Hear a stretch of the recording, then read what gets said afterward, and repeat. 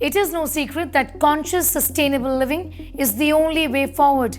The onus is very much on us, and not just on our politicians who come and go and often just point fingers at each other. There are lots of things that you and I can do to help our situation in protecting the environment, to ensure that we don't have to deal with this problem of air pollution and environmental problems year after year.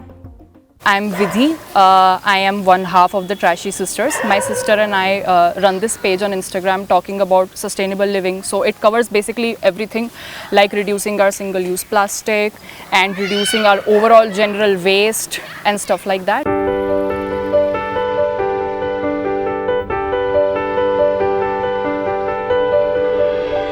Sustainable living is basically living in a way that we do not over-consume our resources, so that it also stays for the future generations to use. So that basically requires heavily depending on renewable sources of energy and using reusable stuff instead of use and throw items that can create a big garbage crisis and a trash problem that is already pretty much prevalent in Delhi and all over the world right now. Home decor made of recycled products, compost from vegetable peels, or byproduct wastewater from an RO. A zillion ways to ensure sustainability.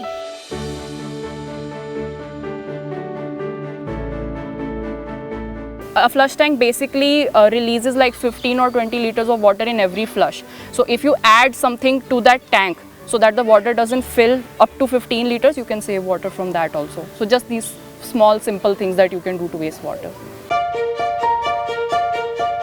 And the Trashy Sisters are showing us how we can all live consciously. So whenever you wake up in the morning, the first thing that you use is probably your toothbrush, which is single-use plastic. So try to look at the things in your daily routine that are plastic and try to find alternatives to that. So for example, in our home, instead of using a plastic toothbrush, we use a bamboo one or a wheat straw one. Same thing goes with toothpaste. Instead of using a toothpaste tube that is like multi-layered plastic which cannot be separated and recycled, we use toothpaste tablets instead of that. So these little things help reduce your waste. Vidya Adhikari and her sister Pritha are a living example of how conscious living can help us save the environment. So another thing that you can do to reduce your waste is composting.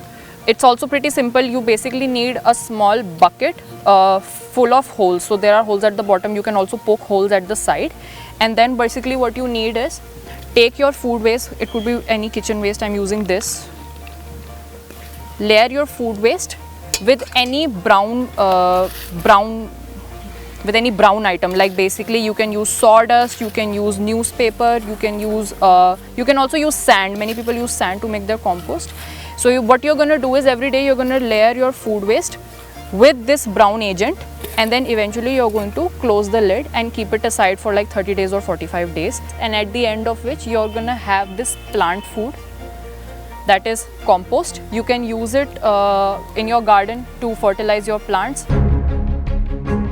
When it comes to conversations around air pollution, experts say the onus is very much on us.